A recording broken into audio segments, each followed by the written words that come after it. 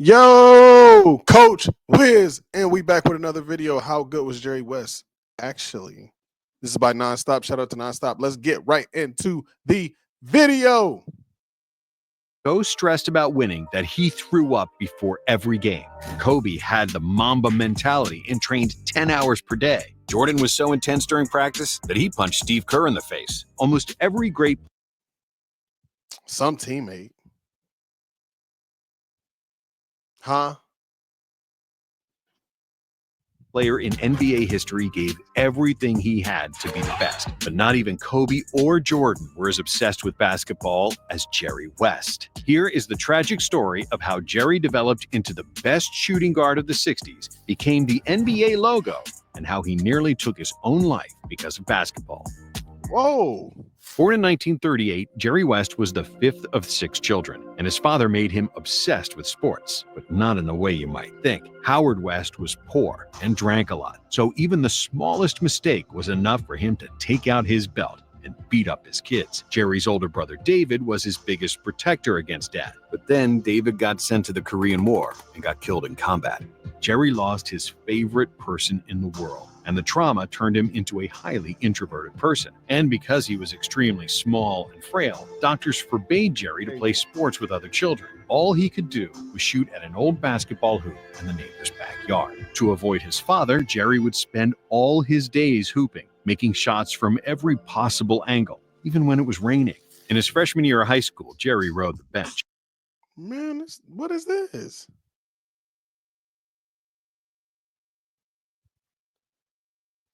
But over the summer, he grew to 6'3", quickly transforming into one of the best players of his generation. West made the All-State team 3 years in a row, and as a senior in 1956, he was named West Virginia Player of the Year, with an average of 32.2 points per game. With a silky smooth jump shot that he perfected in the backyard, he led East Bank to a state championship. On top of dominating basketball, Jerry was also the best sprinter and high jumper in his high school. While half the country offered him a scholarship, Jerry eventually chose to stay in his home state and attend West Virginia University, where he led the freshman team to a 17-0 record. His teammates said West didn't have any girlfriends during his first 2 years of college. Jerry was always alone with his thoughts, talking a little bit with his teammates on the court, and that was it. West never drank, he went straight home after practice, and he poured all of his energy into basketball. Jerry was Young hoopers. Y'all hear that?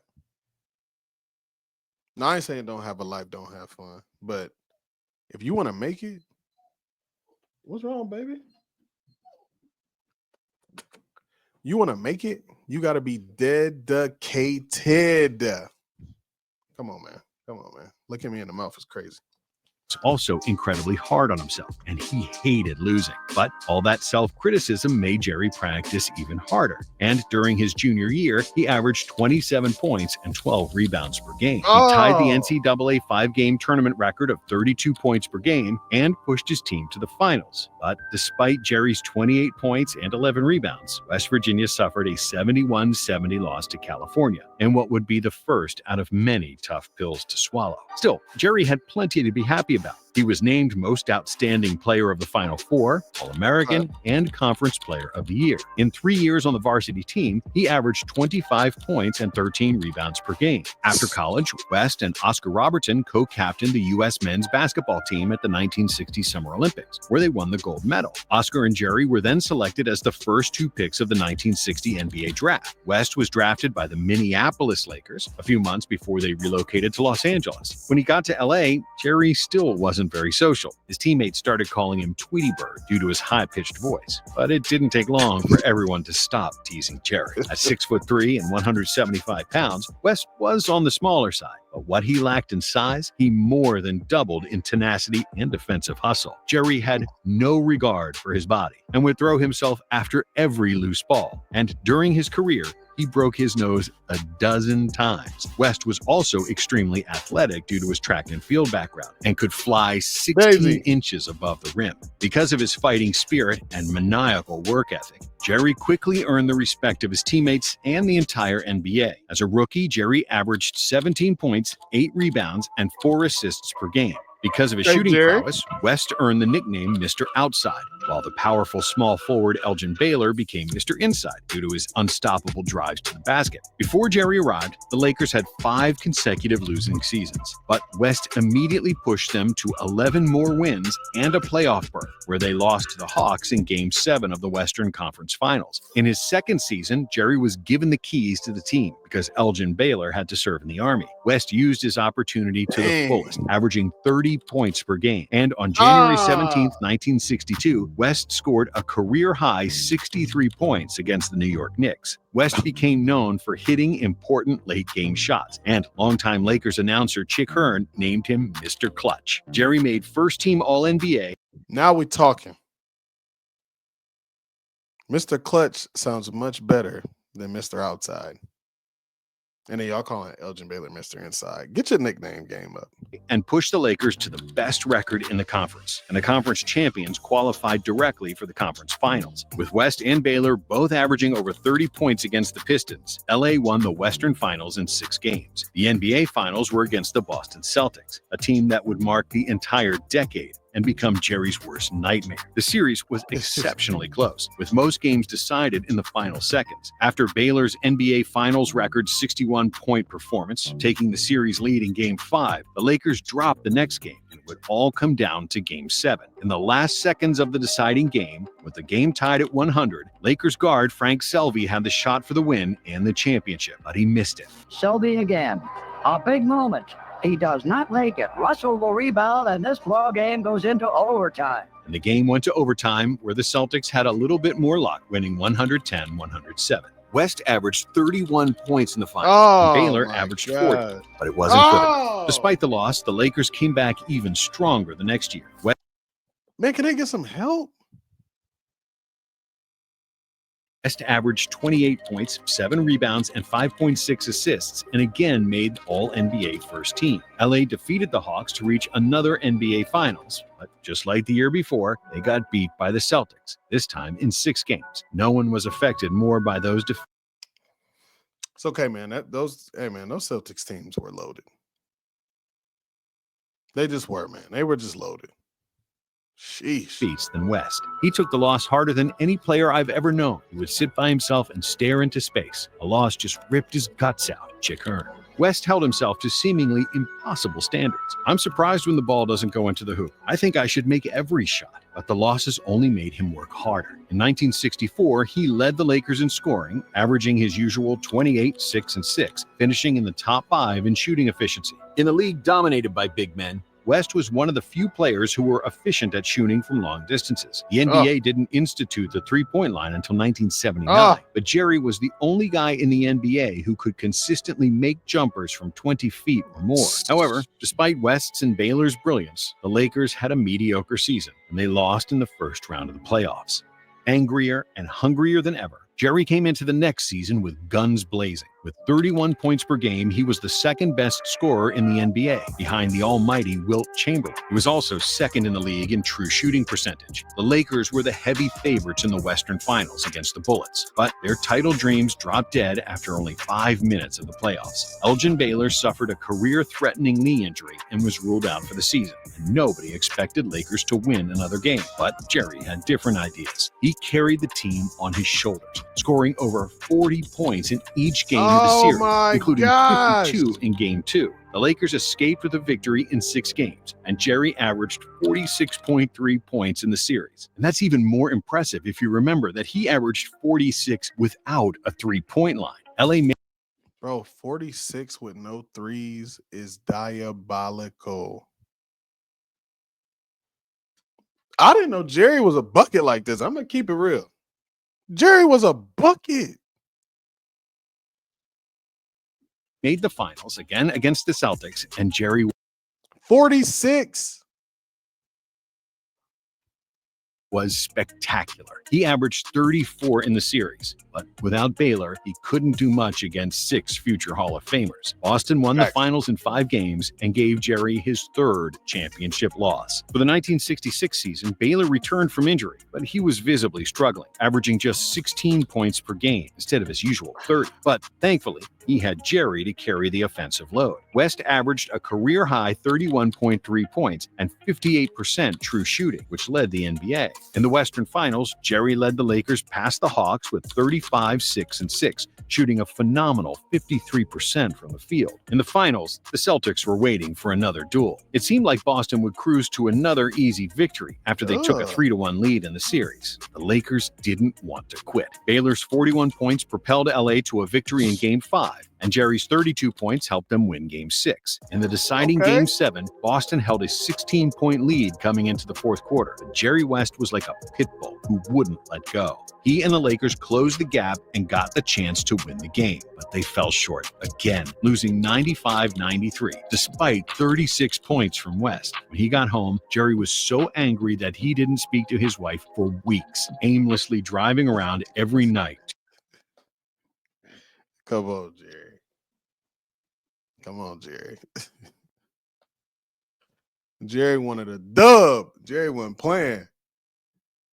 Dang, that's tough, though. That's tough. To numb his pain. In 1967, the Lakers dropped off, and after a late season injury to West, LA got swept in the first round of the playoffs. In 1968, Jerry recovered, and the Lakers never looked better. Under a new coach, and with some filling pieces alongside him and Baylor, LA defeated the Bulls 4-1 in the first round, and then swept the Warriors in a series where West shot an unbelievable 63% from the field. In the finals, you guessed it, they played against Boston. After Game 4, the series was tied at 2 apiece, but in that game, Jerry injured his ankle. He wasn't playing at full strength in Games 5 or 6, and the Celtics stuck it to the Lakers once again. With 6 guys averaging over 14 points in the series, the Celtics had too many weapons, and nobody on the Lakers could rebound the ball against Bill Russell. Jerry averaged 31 points per game, but it still wasn't enough.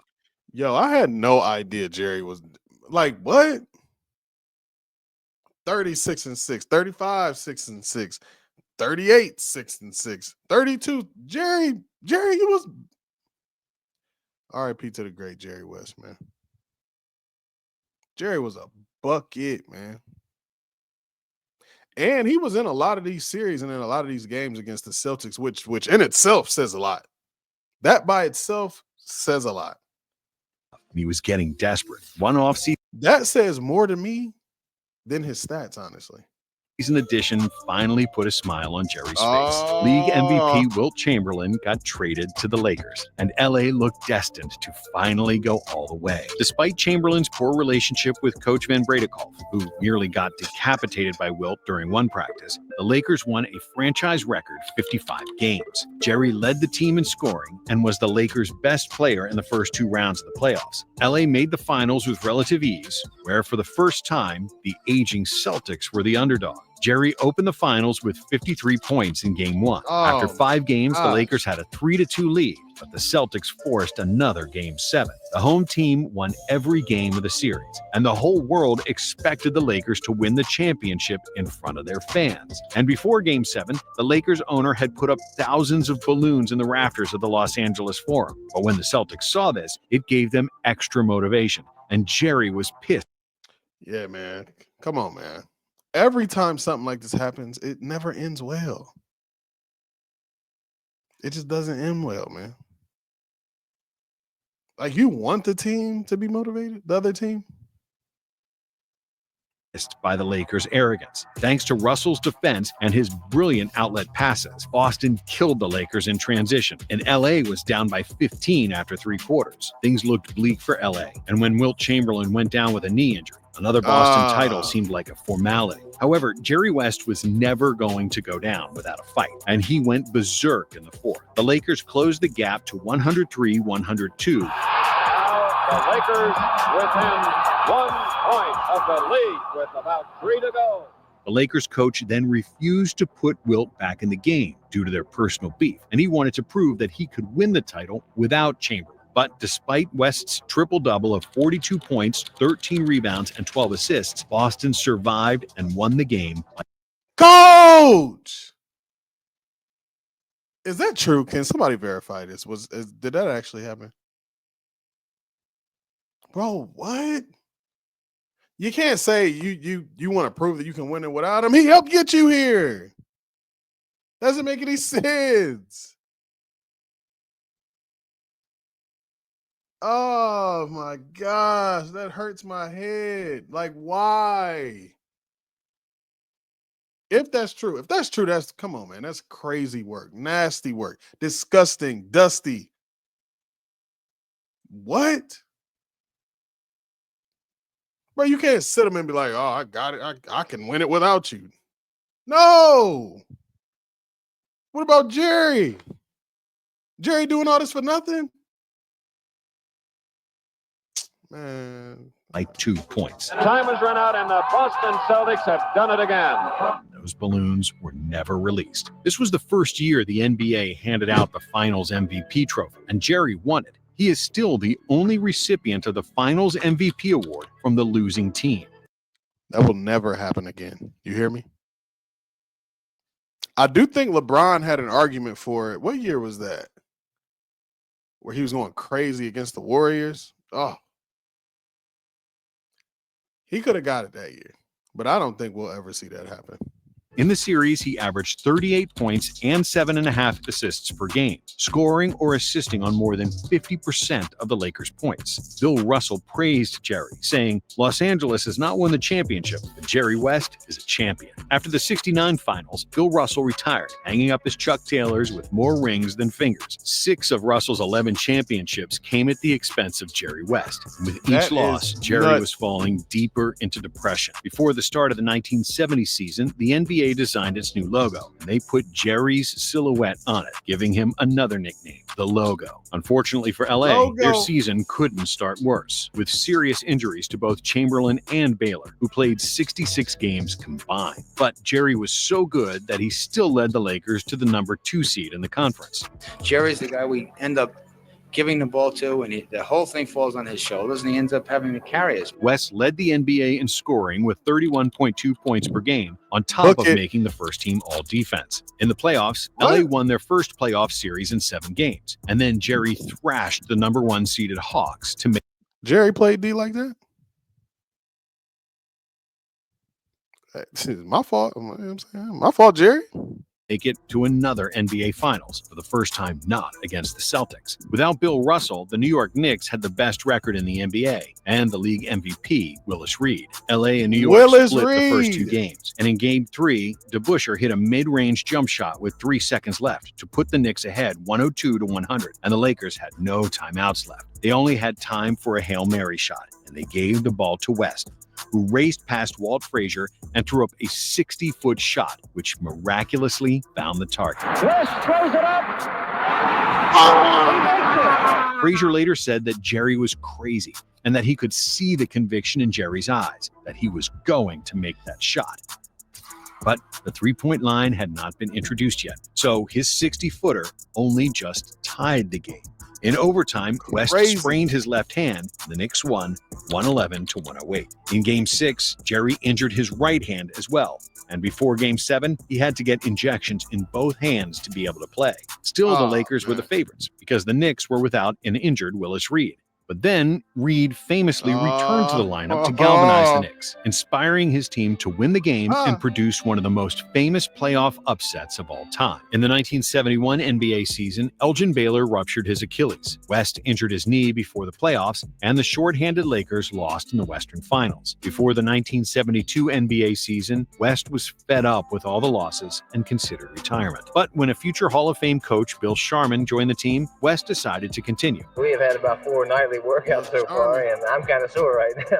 The Lakers had a season for the ages. Despite Elgin Baylor retiring due to his Achilles injury, LA would go on to an unprecedented 33-game win streak, which is still an NBA record. They would finish the season with a then-record 69 wins, and West shined with 26 points and a league-leading 9.7 assists per game. Jerry is one of just 5 players in NBA history who led the NBA in both scoring and assists. In the postseason, the Lakers defeated the Bulls and the Bucks, and in the finals, they again again faced the Knicks. Although West suffered a terrible shooting slump throughout the series, thanks to phenomenal play by Wilt Chamberlain and Gail Goodrich, the Lakers finally won the NBA championship. I played terrible basketball in the finals, and we won. It was particularly frustrating to win it this way because I was playing so poorly. I believed that winning would feel so much better. When I finally won the title, I asked myself, is that really all there is to it? In 1973, oh, Jerry, you was wild. Jeez, that's deep, man. That's deep, but that's honest. Super honest. I be hating when these players nowadays be like, oh, we won. That's all that matters. Like, nah, I want to play well. the Lakers won 60 games and reached another finals against the Knicks. During the series, West strained both of his hamstrings, and the shorthanded Lakers were no match for New York, who won the championship in 5 games. West entered the 1974 NBA season as a 36-year-old vet, but he still averaged 20 points, 4 rebounds, and 6.5 assists per game. But with the aging Jerry and without Chamberlain, who had ended his NBA career, the Lakers lost in the first round of the playoffs. West still wanted to keep going, but had contract disagreements with the Lakers management. And because he didn't want to play for any other franchise, he was forced to retire. West left the game as the NBA's 3rd leading scorer, and his average of 27 points per game stands as the 4th highest among retired players. If he had played in the three-point era, he'd probably average over 30 points per game and have a few more championships. Jerry made the finals 9 times in 14 seasons. The Lakers lost 8 of them, 4 of which came down to Game 7. In 1962, 1966, and 1969, Jerry and the Lakers lost 3 Game 7s to the Celtics by a combined 7 points. West said that he'd become so depressed after losses that he wanted to commit suicide on many occasions. How much of a perfectionist he was is best illustrated by a game. Yo, for anybody that's, you know what I'm saying, dealing with that, you feel me? I hope you get the help you need. There's a lot of services out there that can help y'all. You know what I mean? Game in which he hit 16 of 17 shots from the field, all 12 free throw attempts, plus 12 rebounds, 12 assists, and 10 block shots. After the game, he said he didn't feel he played very well and that he'd spend all night thinking about the one layup he missed. Jerry!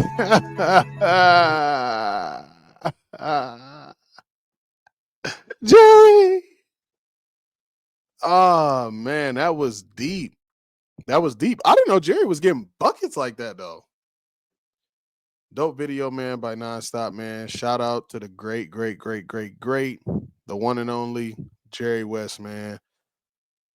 Man, that was deep, man. That was deep. It sounded like, man, he just sometimes you got to be a little bit lucky. You feel me? Losing all those games by a total of 7 points is crazy against an elite, one of the best teams of all time. So, I mean, he just ran into them, unfortunately. Shout out to Jerry West, man. One of the greatest to ever do it. Let me know what y'all want to see next. And we go.